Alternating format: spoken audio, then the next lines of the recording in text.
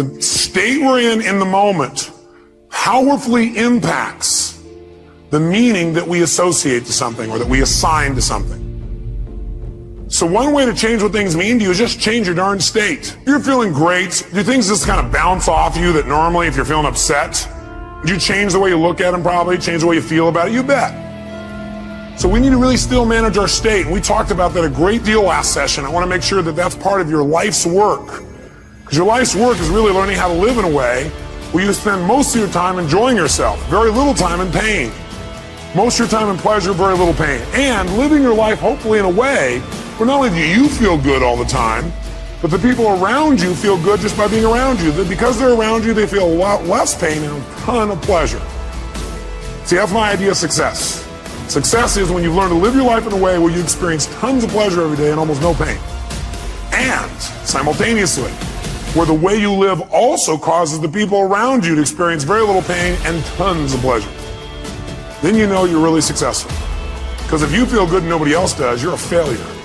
Now, that doesn't mean you go around and try and make everybody feel good. Some people have an investment in feeling bad because they think feeling bad equals feeling good. Are there people that believe that, yes or no?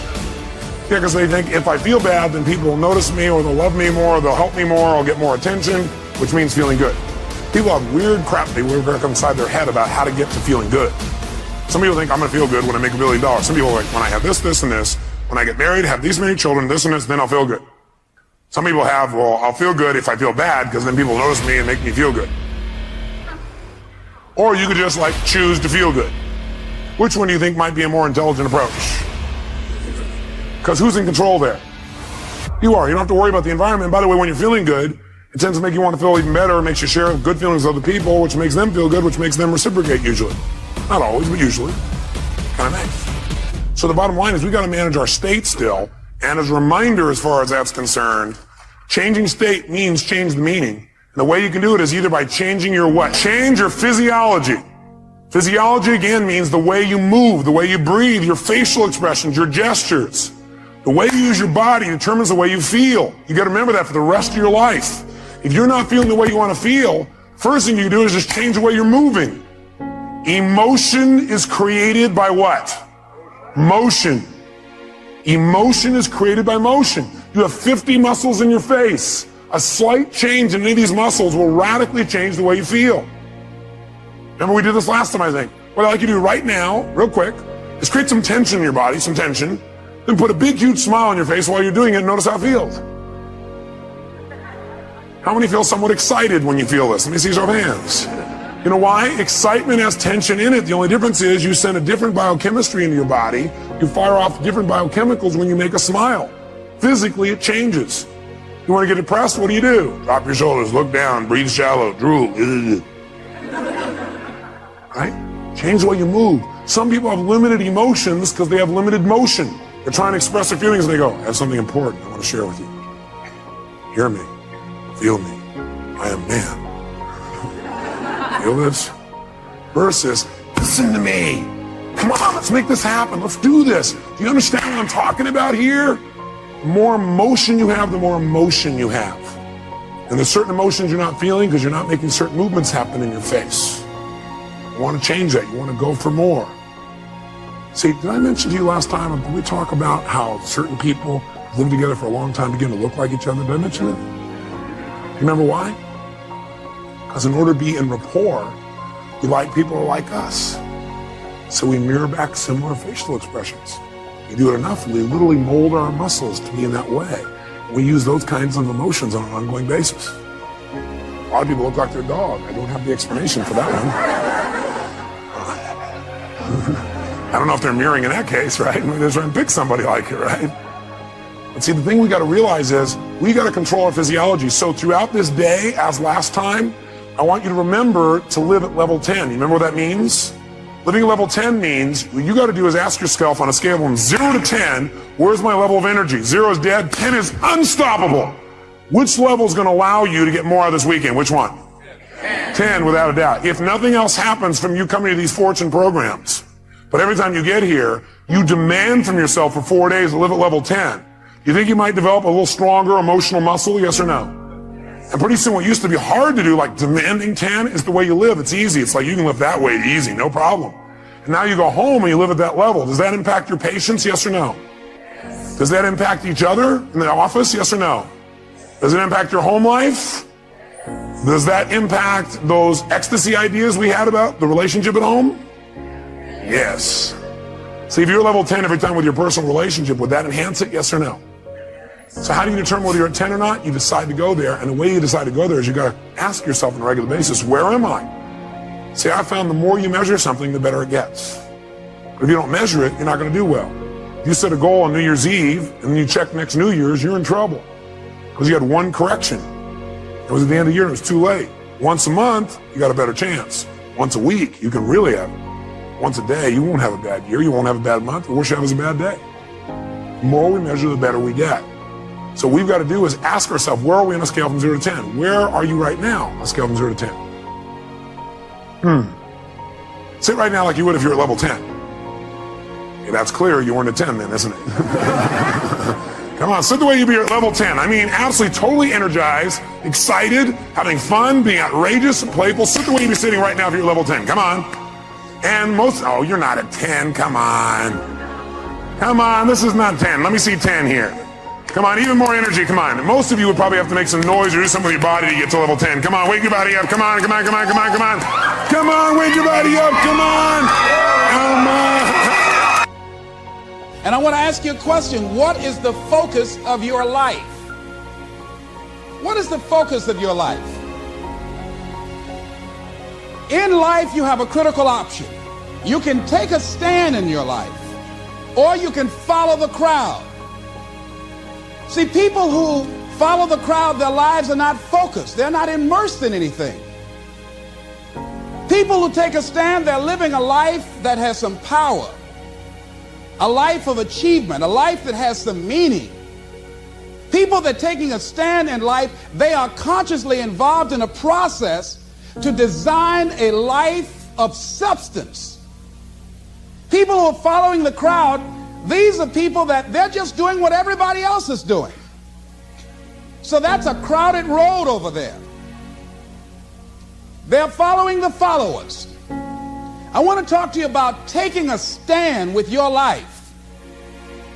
And what are some of the things we can do that will enable us to give our lives up in a way that has some purpose and meaning, that can be real for us, that can give us a sense of fulfillment, of joy and happiness and peace of mind. I mean, you got to be aware of these faces. They affect you, you know. Try to stay around pleasant faces, and if you have an unpleasant face, try and smile more. It's good for your health. And there's another dividend, you look better too. So looking for a way in which we can begin to give our lives some special power. Number one, commit yourself to giving your best at all times. So now more than ever, it's about increased productivity. Now more than ever, it's about superior quality service. Now more than ever, it's about creating a positive atmosphere in the workplace, and people that have that competitive age, people that are hungry to make it. So you got to be hungry now. You can't just casually walk around, well, I'll get to it later on. Oh, no, this is a new day right now. Committing yourself to give your best at all times, regardless of the competition to do otherwise, or the influences of negative people that will tell you, hey, look here, don't push yourself too much. Now's the time to push yourself, to always get in the habit of giving the best that you have to share. Keep learning. When you cease to learn, you cease to grow. When you cease to learn, you sort of begin to decay a little bit. You are to learn how to stay healthy. And you say, well, how do I do that? Well, the proper diet and exercise and rest, that's part of it. In other words, we're not healthy by accident. It's by learning some key things in life that really make a difference. And when we keep learning, something happens in our life. For example, you and I are living in an age when we've had to keep learning. Because when I was born, there were no computers that I knew of in 1932. So we go back and you look at your life and think about all the things that you've had to learn that your predecessors and your parents didn't have to learn because they didn't even exist. So if you're going to be useful all the days of your life, you've got to be willing to keep learning. So I would simply say that a lazy brain is an aging brain. You don't want to learn, what happens? You start decaying. And so there's something interesting and exciting about learning things in life, no matter who you are and no matter what your age might be. It's fine if you're still upset and discouraged. I'm still discouraged each day. I still feel doubt each day. I still feel stress and overwhelm. Those feelings spark up, but feelings don't have to own you. Feelings don't have to stop you. Listen, my friends, feelings are signals. Feelings are signals to explore something, to gut check something, to act on something. But those signals don't have to be the thing driving the car. You can say, you know what, I feel doubt and I'm still gonna take a step here. You can say, you know what, I feel discouraged today, so I'm still gonna cheer somebody on social media or text. You can still move forward even when you don't feel perfect. And I think that's one thing right now is so many people, they're like, I don't feel perfect. And so they're just so discouraged. I'm not as confident as I used to be. I'm not as motivated as I used to be, Brendan. I'm like, yeah, because you know what? There's a lot going on right now. There's more on your shoulders right now. There's just more on our shoulders right now. And when there's more on our shoulders right now, sometimes that can dampen down. Like if your energy is like this, it can just knock it down a little bit because it's more weight, right? There's weight of the world on you. There's weight of the economy. There's weight of your family and the expectations of the people around you. And so if you're usually up here and you feel a little lower right now, that's okay. That means it's really important for you to really focus on your good habits. Because if you're usually up here and the weight of the world is on you now, tamping you down, and you give up your positive habits, bam, you're in trouble. So listen, you can feel the feelings. Those are signals. You can allow everything right now. But the question is feeling and allowing going to prevent positive movement forward? And I'm like, no. I'm like, yes, feel the discouragement and allow it, but then explore it. Why do I feel discouraged? Oh, that's why I feel discouraged. Now, what would I like to do with that discouragement? Do I just want to sit with it here, which is okay? Do I want to feel it, explore it, just observe it, let it pass through? Do I want to check it? Do I want to challenge it? Do I want to see what this is about? Do I want to explore it logically too? All those are good options. So please hear me. I'm not the person saying there's no good options. I'm not saying there's a right way for you to cope or feel your feelings. Your feelings are your own. You never have to explain your feelings except to yourself. And you're the only ones who know whether or not your emotions are enabling a detachment from life or an engagement with life. Whether your emotions are cheating you from feeling the full expression of your purpose. Because listen, I'm not here to say that any emotions are good or bad in themselves. You can feel them and sense them.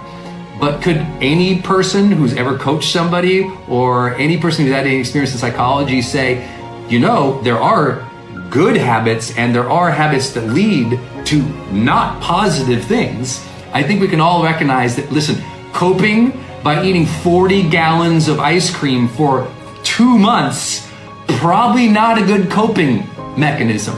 We should be fine and free to hold ourselves to a standard to say, I recognize this, I've gone a little too far in my coping, right? Let's all be honest with ourselves. Listen, I'm ultimately a coach. And as a coach, I've always got to encourage people to hold themselves to high standards and be honest, to be honest about their own behavior. Either your behavior is supporting you in your coping right now, either your behavior is supporting you on how you're assisting people, or your behavior right now is not.